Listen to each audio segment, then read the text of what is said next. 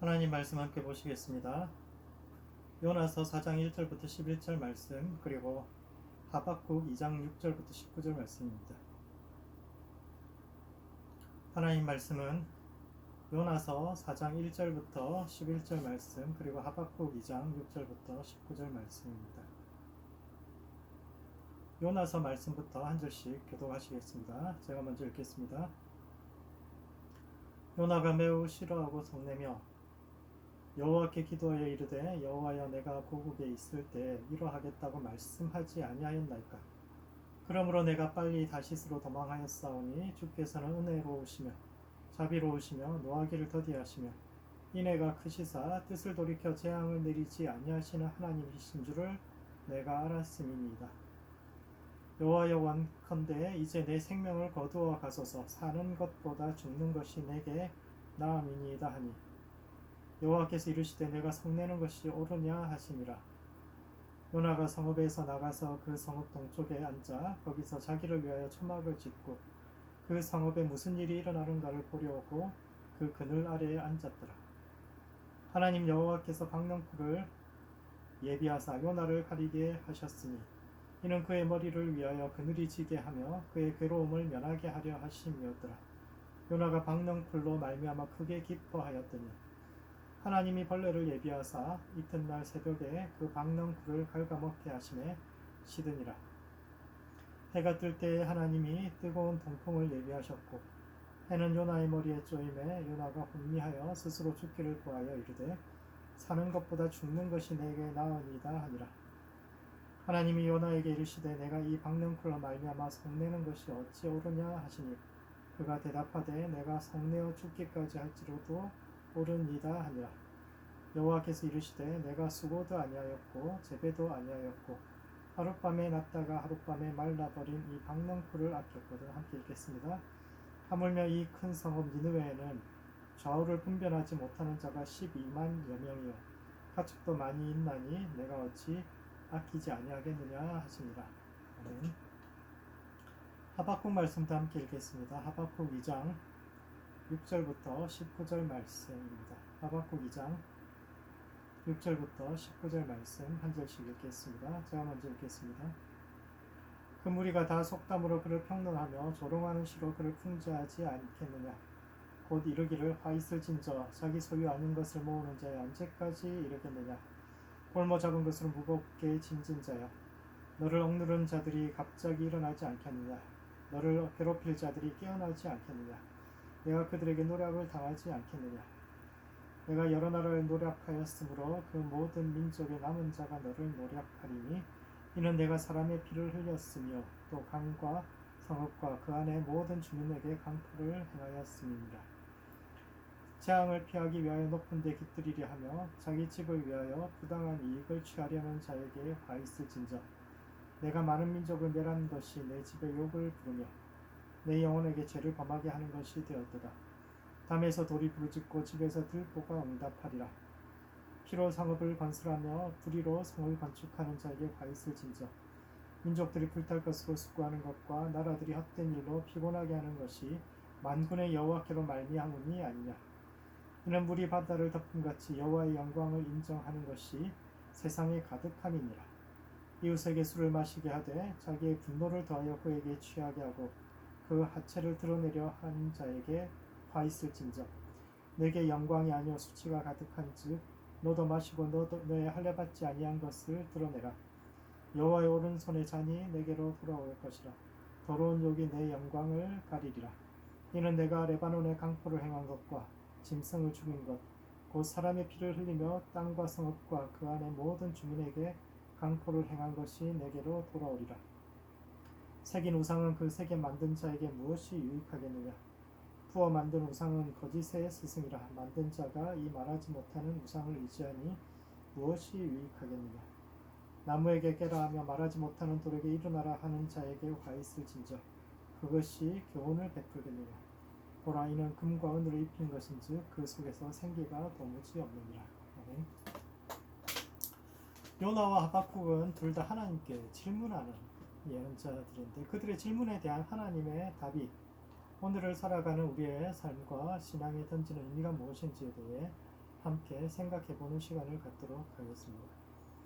첫 번째, 어떤 하나님을 만날지 우리가 선택해야 합니다. 요나는 회개한 니느웨 성 동쪽에 앉아서 초막을 짓고 그 성에 어떤 일이 일어날지를 기다렸는데, 이는 첫 번째, 요나는 여전히 니느웨의 심판을 기다리고 있습니다. 요나가 물고기 뱃속에서 나와서 이제 니느웨에 오기는 했는데, 그 성을 돌면서 하루 동안 앞으로 40일 후에 이 성이 망할 것이라고 예언을 합니다. 그 성이 성인이 사흘을 돌아야 될 정도로 큰 성인데 3분의 1, 저 하루길만 행하거나 할 일 다 했다 이렇게 하고 이제 그만두죠. 그런데 더 놀라운 것은 이 예언을 들은 니느웨 사람들이 모두 회개했다는 것이고, 이는 그들 자신도 어느 정도 위기감을 느끼고 있었다라는 것을 암시하고 있습니다. 아시리아는 중동에서 최초로 제국을 시도한 나라입니다. 제국이라는 것은 자기들이 하늘로부터 특별한 사명을 받아서 눈에 보이는 모든 세계를 정복하고 그 모든 세상이 하나의 질서 위에 각자 따로따로 살아가는 것이 아니라 하나의 질서 위에 통합하는, 그렇게 해야 한다라고 주장하는 이들로서 이것은 이전에 가보지 않은 길을 가는 거죠. 그 전까지는 다 민족이 자기 땅 태초의 신들이 다 영역을 정해줬기 때문에 자기 땅에서 자기 나름대로 살면 되는데, 이제는 모두가 하나의 질서 속에 들어와야 된다 이렇게 주장하다 보니까 여러 민족에게 못할 짓도 많이 하고, 그러니까 그들의 한이 땅에 하늘에 삼쳐 닿았는데, 나라가 강성할 때는 상관이 없지만 조금씩 나라가 기울기 시작하면서 과거의 원한이 돌아올 가능성이 크고, 이것을 피부로 느끼는 것이 이제 요나 시대의 니느웨 사람들입니다. 열흘 붉은 꽃이 없고 아무리 큰 권세도 10년을 넘기지 못한다는 말처럼 자기들이 보기에도 이제 나라가 조금씩 기울고, 그러면서 이제 조상들의 업보가 자신들에게 돌아올지 모른다고 생각하고 있었고, 그러던 차에 요나라는 사람이 나타나서 하나님의 심판을 선포하니까 너도 나도 굵은 베옷을 입고 회개하기 시작합니다. 그러니까 요나가 이제 하나님께 화가 나서 따지는 거죠. 내가 이스라엘에 있을 때 이럴 거라고 하지 않았냐고. 하나님은 은혜롭고 자비로워서 재앙을 돌이킬 줄 알고 그래서 내가 다시스로 도망가려고 했는데, 그런 나를 붙잡아서 여기까지 와서 어차피 멸하지도 않을 사람들한테 그렇게 선포하게 하셨는데 왜 나를 헛수고하게 만들고 또 나를 거짓 선지자로 만드시냐고 이렇게 따집니다. 그러나 그럼에도 불구하고 요나는 성읍 동쪽에 앉아서 초막을 짓고 기다렸는데, 왜냐하면 니느웨 사람들이 진짜 회개했다고 믿지 않기 때문입니다. 사람은 후회하는 존재입니다. 인생은 선택의 연속이요, 그 과정에서 가보지 않은 길에 대해서 자기가 선택해서 이것이 옳다 생각해서 이쪽 길로 갔지만, 그럼에도 가보지 않은 저 길에 어떤 것이 있을까에 대한 늘 아쉬움과 후회를 안고 살아가는 것이 인생, 그게 이제 사람이지만, 그 후회를 넘어서 생각을 바꾸고 삶을 바꾸는 진정한 회개에 이른 사람들은 드뭅니다. 저기 뭐가 있을까 궁금하긴 하지만 진짜 삶의 방향을 돌려가지고 저쪽 길로 간 그런 사람 드뭅니다. 니느웨 사람들도 지금 현실이 자기들 적대하는 나라들이 점점 많아지고 사방에서 결국 난리의 소문이 그치지 않으니까 후회하겠지. 옛날에 그러지 말았어야 했는데, 후회는 하겠지만 이것은 참된 회개가 아니라 감정적인 후회에 그치는 것이고, 그건 시간이 지나면 사라질 것이라고 생각하고, 그리고 그 감정이 사라지고 나면 그들의 삶과 생각도 옛날로 돌아갈 것이고, 그러면 하나님은 다시 이 성을 멸하실 수도 있다라고 생각합니다. 저거 오래 못 간다는 거죠. 저 생각 오래 못 간다. 저 회개 오래 못 간다 생각하고, 그래서 성 동쪽에 초막을 짓고 그 성이 어떻게 되는지를 지켜보고 있는데, 성경에서 동쪽은 잘못된 방향을 뜻합니다. 성전문이 동쪽에 있기 때문에 동쪽으로 간다는 것은 성전을 벗어나서 하나님으로부터 떠나가는, 멀어지는 방향이에요. 그런 점에서 니느웨의 위선을 벗겨내고 저들의 변하지 않은 진문벽을 벌거벗겨서 반드시 하나님의 심판을 볼 것이다 라고 생각하는 요나의 생각은 한편으로는 정의가 새로 세워지기를 바라는 마음으로 볼 수도 있지만, 근본적으로 세상에 은혜를 베풀고자 하는 하나님의 뜻에서 벗어나 있는 그 길 속에 요나가 서 있는 거예요. 두 번째, 남의 눈에 티를 보기 전에 먼저 내 눈에서 들보를 빼어야 합니다. 그때 하나님께서 박능쿨을 예비하셔서 요나를 가리게 하셨습니다. 그 지역도 사막 지역이기 때문에 한낮에 햇볕이 뜨겁지만 그늘에만 있으면 견딜만 한데, 하나님께서 박능쿨로 그늘을 만들어 주셨다가 다음날 이를 제거하셨는데, 재밌는 것은 이 본문에서 하나님의 이름이 바뀐다라는 점입니다.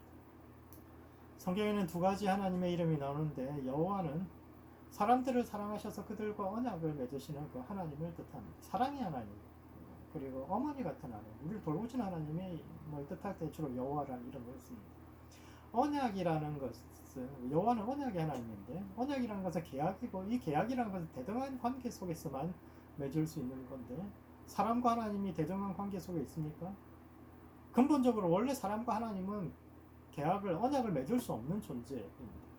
그런데 여호와 하나님은 친히 우리와 같은 자리로 내려오셔서 우리를 동등한 존재로 대해주시는 분이요. 그렇기 때문에 우리가 그분과 언약을 맺을 수 있고 그분의 백성이 될 수 있고 그만큼 우리를 사랑해 주시는 그리고 대우해 주시는 하나님을 이제 여호와라고 이야기하고 그래서 이 이름은 하나님과 친밀한 사랑의 관계를 맺은 하나님의 백성에게만 허용된 그런 이름이 이제 여호와.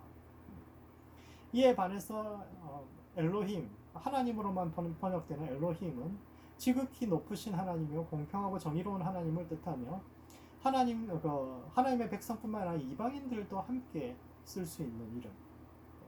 일반적인 신을 뜻할 때, 정의로운 신을 뜻할 때 이제 엘로힘이라는 이 단어를 씁니다. 그래서 성경 이야기에서 하나님의 이름이 중간에 바뀌는 장면을 주의해서 보아야 하는 장면들. 민수기에 나오는 이방의 저주술사 발람이나 1000번제를 드렸던 솔로몬의 꿈 이야기에서 쭉 읽어보면은 그들이 여호와를 만났다라고 이야기하는데 그들에게 말을 거는 하나님은 엘로힘, 그냥 하나님으로만 되어 있는데 이것은 자기들은 여호와 하나님, 사랑의 하나님, 하나님의 본체를 만났다고 생각하지만 사실은 일반적인 하나님, 신의 본질 정도밖에 그들이 모른다는 이걸 비판하는 측면에서 그렇게 이제 중간에 하나님의 이름이 바뀌는데 요나 이야기에서도 이 장면에서 그렇게 바뀝니다. 근데 재밌는 것은 앞에 그 두 사람은 자기들이 여호와를 안다고 생각했는데 실제로는 엘로힘 하나님과 대화하고 있었다 이렇게 이야기하는데 요나는 반대예요. 여호와와 대화하고 있었는데 중간에 하나님 이름이 하나님 엘로힘으로 바뀌는데 이것은 요나의 선민의식에 대한 경고입니다. 요나에게 박넝쿨을 주었다가 걷어가신 하나님은 사람들의 부족함과 연약함을 용납하고 용서하시고 감싸주시는 여호와가 아니라 엄격하게 그들의 논리에 따라 그들 자신을 심판하는 엘로힘인데 그분은 박넝쿨을 위해서 네가 어떤 수고도 하지 않았으면서 그 그늘과 은혜 누리는 것을 너무 당연하게 여기고 그걸 또 가져간다고 해서 하나님께 성내는 것이 당연한가를 질문하는데 또 재미있는 것은 히브리어에서 박넝쿨이라는 단어가 구원이라는 단어와 발음이 비슷하다라는 것이고 이것은 너희가 은혜로 구원받았다. 네가 하나님 백성 된 게 은혜 아니냐 이것을 뜻하기도 합니다. 요나가 이 박넝쿨 심지 않았죠. 자기가 심지도 않고 어떤 노력도 하지 않았는데 그 넝쿨이 자라서 요나에게 시원한 그늘을 준 겁니다. 그 은혜죠. 이와 같이 우리가 하나님의 백성 된 것 하나님의 구원에 동참한 것이 동참하기 때문에 다 은혜로 말미암은 것이라는 사실을 하나님께서 상기시켜 주는 겁니다.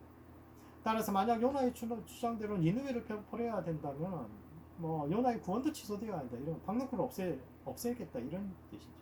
하나님은 공평한 분이기 때문에 네가 그렇게 말하는 대로 니느웨를 벌하자 그걸 들어주게 된다. 동일한 기준으로 요나를 심판하게 될 텐데 그렇게 되면 네 박넝쿨도 제거될 텐데 그게 괜찮겠냐? 네가 그 뜨거운 심판을 견딜 수 있겠냐? 이런 질문을 하고 있는 겁니다. 따라서 이 이야기에서 박넝쿨을 갉아먹는 벌레는 구원을 갉아먹는 자기 의를 상징하는데 내가 하나님보다 더 똑똑하고 의롭다고 여기는 그 벌레를 제거하지 않으면 언젠가 그것이 너의 구원을 뿌리째 얻을 수 있다. 이런 경고를 하고 있는 겁니다. 그러나 그럼에도 불구하고 이 이야기의 결론은 하나님이 아니라 여호와께서 말씀하시면서 끝이 납니다. 사랑의 하나님께서 그에게 다독이시죠. 네가 수고도 아니하고 재배도 아니하고 하룻밤에 났다가 말라버린 박넝쿨도 아꼈거나 하물며 이 큰 성읍 니느웨는 좌우를 분별하지 못하는 자가 12만 명이요 가축도 많이 있나니 내가 어찌 아끼지 않겠느냐라는 다독이는 말로 끝나는데 이것은 어떤 하나님을 만날지를 우리가 결정해야 한다라는 뜻입니다. 사랑의 하나님 여호와를 만날 것인가 아니면 공평한 하나님 엘로힘을 만날 것인가는 우리가 다른 사람들을 어떻게 대하는지 그 태도에 달려 있습니다. 원래 여호와라는 이름은 당신과 언약을 맺은 이스라엘 백성들을 하나님만을 뜻하는데, 이 이야기에서는 여호와께서 당신의 백성이 아닌 이방인도 아끼고 사랑하는 하나님이라는 것을 드러내고 이 이야기가 끝이 나게 되는데, 그러므로 어떤 하나님을 만날지를 선택해야 합니다. 자비로운 하나님을 만날지, 사랑의 하나님을 만날지, 아니면 정의로운 하나님을 만날지는 우리가 타인을 어떤 시각으로 바라보느냐에 따라 달려 있는데, 타인을 향해서는 정의를 내세우면서 내게만 자비를 베풀어 달라고 구하는 그런 모순적인, 하나님의 백성이 주로 이렇게 많이 하는데 그런 모순적인 존재가 되지 말고, 먼저 자신의 눈에서 들보를 빼고 다음에 형제의 눈에 있는 티끌을 제거해주는 성도 되시기를 주님의 이름으로 축복합니다. 두 번째, 칼의 문화를 대체하는 노동의 문화가 일어서기를 위해서 기도해야 합니다. 하박국도 이제 하나님께 질문합니다. 하나님은 정의로운 하나님인데 왜 저 나쁜 갈대아 사람들 이렇게 승승장구하도록 지켜보시는 것을 질문했고, 이에 하나님은 5가지 화 있을 진저라는 말로 응답을 하셨는데, 이것은 첫 번째, 칼의 문화가 가진 위험성과 취약성에 대해서 이야기합니다. 예언자들의 메시지 중에 공통적으로 등장하는 내용 중에 하나가 이제 화 있을 진저라는 겁니다. 히브리어로는 호이라고 하는데, 이것은 상갓집에서 곡하는 소리로 우리나라 말로는 아이고라고 번역할 수 있겠습니다. 아이고 이제 다 죽었다, 저 사람 이제 죽었다, 이렇게 이야기할 때 이제 화 있을 진저가 나오는데, 우리나라 말에서 뭐 아이고는 단순한 감탄사 아이고 아이고 뭐 감탄사에 그치지만, 우리 말과 달리 화 있을 진저는 그 대상이 무엇을 잘못했는지, 어떻게 돌이켜야 하는지 그것을 지적하는 말이 이어지는데, 하박국은 갈대아 사람들의 5가지 죄를 지적하면서 그것을 요약하자면 결국 그들의 칼의 문화를 비판하고 있는데, 먼저 하박국은 자기 소유 아닌 것을 모으는 자들을 위해서 애도합니다. 자기에게 아닌 것을 자기 것처럼 가지는 사람들을 애도하죠. 고대 사회의 전쟁은 패배하면 뭐 지금도 크게 다르지는 않지만 그래도 고대는 훨씬 심했죠. 패배하면 모든 것을 빼앗기지만 이기면 모든 것을 가질 수 있는 고위험 고수익, 하이리스크 하이리턴의 하나의 비즈니스였는데, 나라가 강해지면 위험은 줄어들고 수익은 극대화될 수 있어요. 나라가 힘이 세지면 뭐 전쟁에 질 일이 없으니까 위험하지도 않고 뭐 다 뺏어올 수 있는 거죠. 오늘날 부모로부터 좋은 수준을 물려받은 사람들이 그렇게 노력하지 않아도 쉽게 성공할 수 있는 것처럼, 그 시대의 갈대아 사람들은 남의 땅에서 자기 소유가 아닌 것을 자기 것처럼 모을 수 있고, 그게 뭐 당연한 시대였는데, 하박국은 그러한 폭력이 결국 업보가 되어서 그들 자신에게 다시 돌아올 것을 이야기합니다. 하나님이 지으신 세상은 공평해서 사람이 지은 죄는 어디 가지 않고 그 지은 사람의 뒤를 쫓아오는데, 그 대가를 받을 때가 멀지 않았다. 이어서 두 번째 와 있을 진저는 부당한 이득을 취하면서 재앙을 피하기 위해서 높은 데 깃들이려 하는 것에 대한 비판인데, 이것은 그들이 짓고 있는 그 높은 성벽을 비웃는 것입니다. 바벨론, 갈대아 사람들이 결국 바벨론을 뜻하는데, 바벨론은 역사상 처음으로 만신전을 만든 민족입니다. 만신전이라는 것은 모든 신들을 위한 신전이라는 뜻이잖아요. 모든 나라의 신들을 모셔놓은 신전인데, 다른 나라를 정복하고 그들의 신전에서 신상을 하나 둘 모셔와서 자신들의 신전에 더하다 보니까, 그렇게 뭐 자꾸 모으다 보니까 50개가 넘는 신들을 모시는 거대한 신전이 되었고, 이를 통해서 자기들은 세상에 존재하는 모든 신들의 보호를 받는 도시가 되었고, 나머지 백성들 신들에게 버림받은, 신이 뭐 강화판다고 뭐 옮겨올 수 있는 게 아니라 신들이 자기 백성을 쟤들이 마음에 안 든다고 버리고 우리에게 오신 것이다, 이렇게 선전해서 세상에 뭐 자기들은 모든 신들의 보호를 받고 나머지 모든 민족들은 신들에게 버림받은 백성이 되었다고 이렇게 선전을 하지. 그런데 고대 사회에서 신이라는 것은 그냥 뭐 신앙의 영역이 아니라 그 민족과 백성들의 자존심이고 정체성의 근원을 일으키기도 했는데, 이것을 잃어버린 백성들이 뭐 그걸 쉽게 포기하겠습니까? 그들은 자기들의 신을 빼앗아간 바벨론 민족에 대해서 뭐 꺼지지 않는 복수심에 불타고 있었고, 이걸 그 사람들도 아니까 자신들을 보호하기 위해서 아주 높고 단단한 성벽을 쌓았는데, 그 성벽으로 굉장히 유명합니다. 바벨론 평균 폭이 26m, 성 높이가 15m인데 폭이 26m가 되도록 그 안에 뭐 돌을 쌓아놓은, 뭘 해도 뭐 넘어지지 않지. 길이가 18km, 어마어마한 성벽을 도저히 뭐 정상적으로는 결코 정복당하지 않는 그런 성을 만들었는데, 그게 모두 다 이제 포로로 끌려온 노예들에 의해서 건설되었습니다.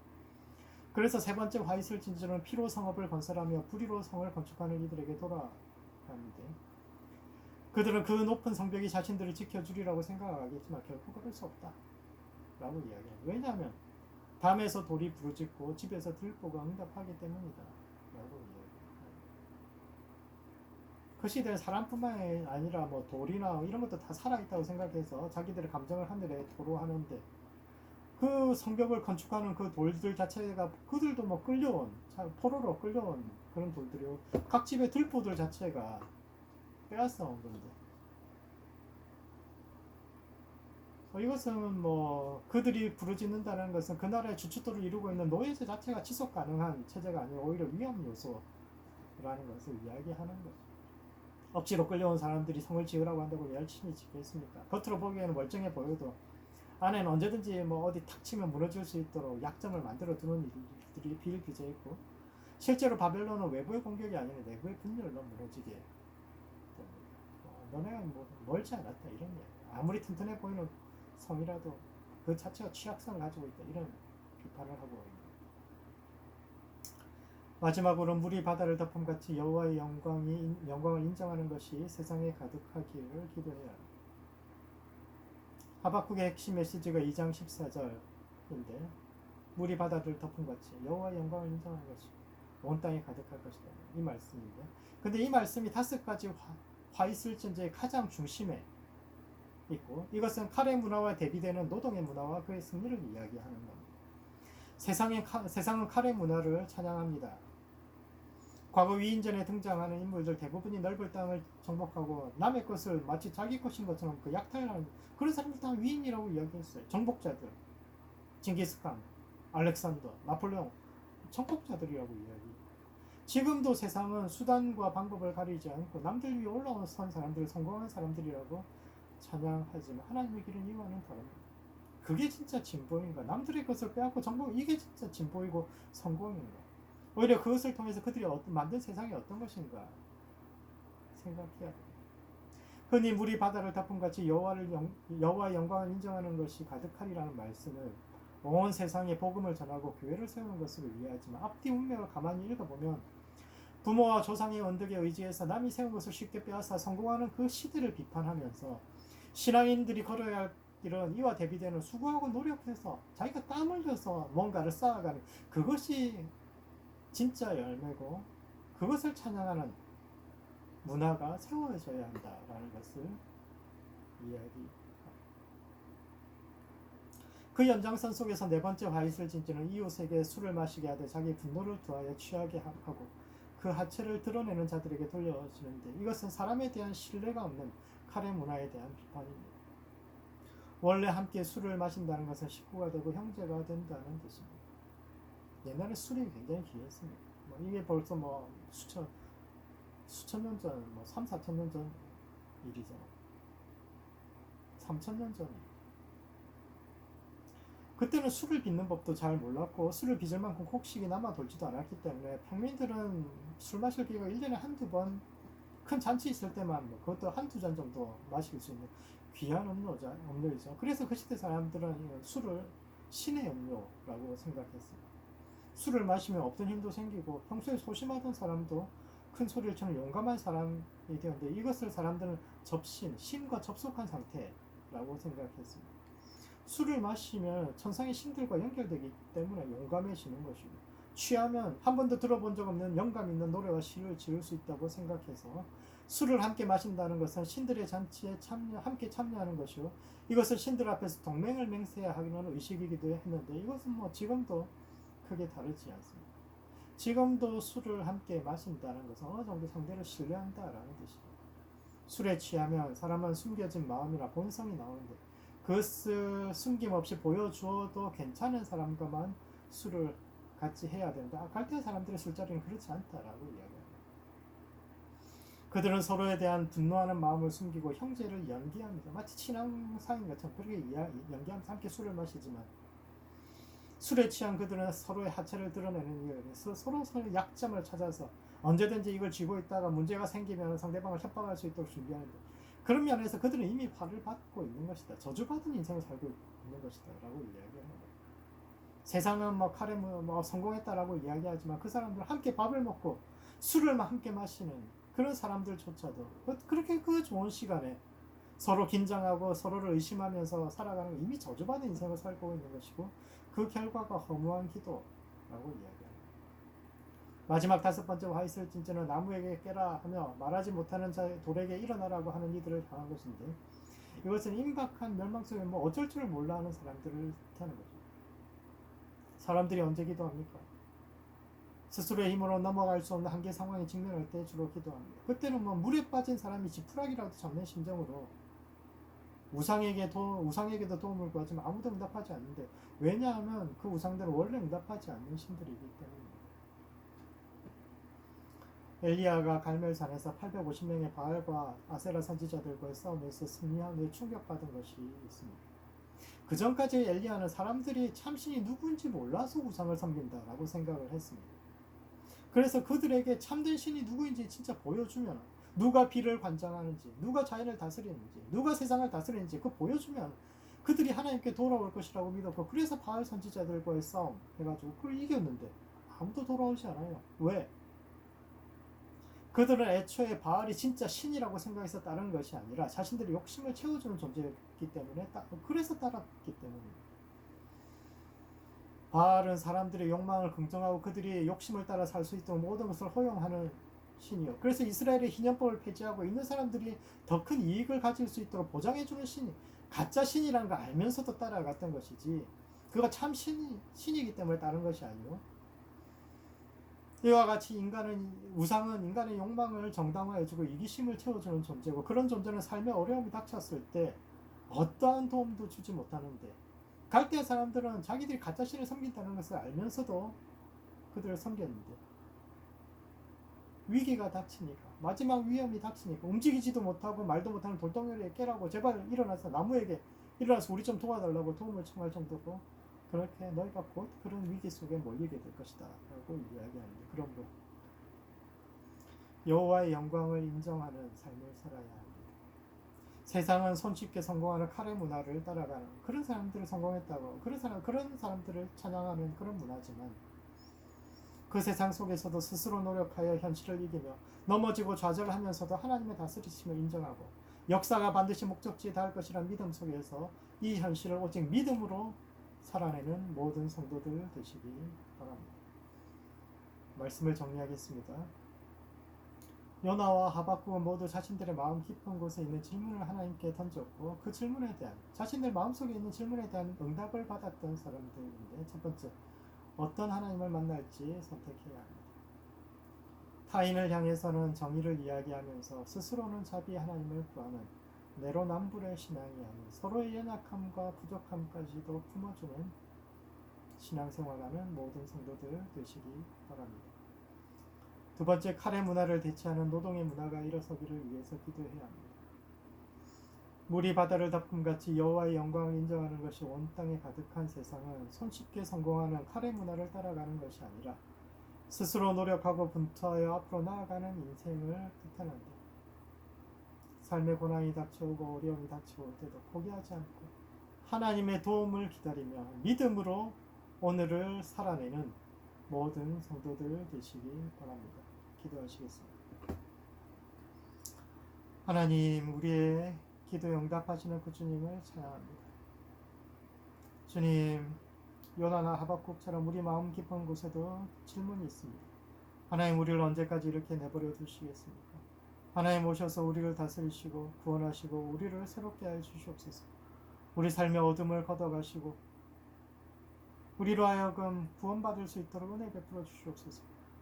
죽어서 가는 천국만이 아니라 이 땅에서도 당신의 도움으로 일어설 수 있도록 도와주시고, 그래야 하나님을 높이 높이 찬양할 수 있는 우리 모두가 되게 하여 주시옵소서. 오늘도 당신의 구원을 기다립니다. 예수님의 이름으로 기도합니다. 축도하겠습니다. 여호와께서 내게 복을 주시고 너를 지키시기를 원하며, 여호와는 그의 얼굴을 내게 비추사 은혜 베푸시기를 원하며, 여호와는 그 얼굴을 내게 향하여사 평강 주시기를 원하노라. 지금은 우리를 죄에서 구원하신 예수 그리스도의 크신 은혜, 아들을 보내기까지 우리를 사랑하신 아버지 하나님의 극진하신 사랑, 성령의 교통, 충만, 역사하심, 오늘도 하나님 앞에 나아가 질문하고 그 질문에 대한 답을 받는 모든 성도들의 삶이 이제로부터 영원토록 함께 있을지어다.